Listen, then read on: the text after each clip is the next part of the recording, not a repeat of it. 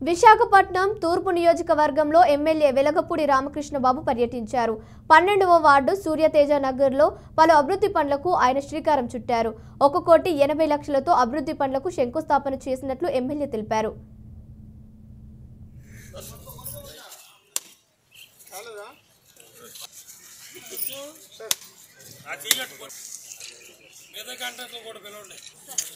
సూర్యతేజ నగర్ అనేది ఆ రోజు రాజీవ్ ఆవాస్ యోజన అని సెంట్రల్ గవర్నమెంట్ ఫండింగ్తో రాష్ట్ర ప్రభుత్వ సహకారంతో 2014-19లో ఈ కాలనీకి చంద్రబాబు నాయుడు గారు శంకుస్థాపన చేయడం జరిగింది. రోడ్లు మౌలిక వసతులు కూడా చాలా వరకు ఏర్పాటు చేయడం జరిగింది.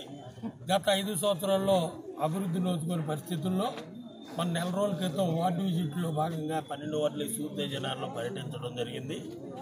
ప్రజలు అనేక సమస్యలు చెప్పడం జరిగింది. రిటర్నింగ్ వాల్స్ కానీ ఇవన్నీ కూడా గెట్ల పక్కన ఉండటం వల్ల అవన్నీ కూడా జీవీఎంసీ కమిషనర్ గారు దృష్టిలో పెట్టి వెంటనే 1,80,00,000 రూపాయలు శాంక్షన్ చేర్చడం జరిగింది. మరలా ఇప్పుడు వాటరు కనెక్షన్లు కూడా లేవన్నారు, వాటర్ పైప్ లైన్ కూడా లేదన్నారు.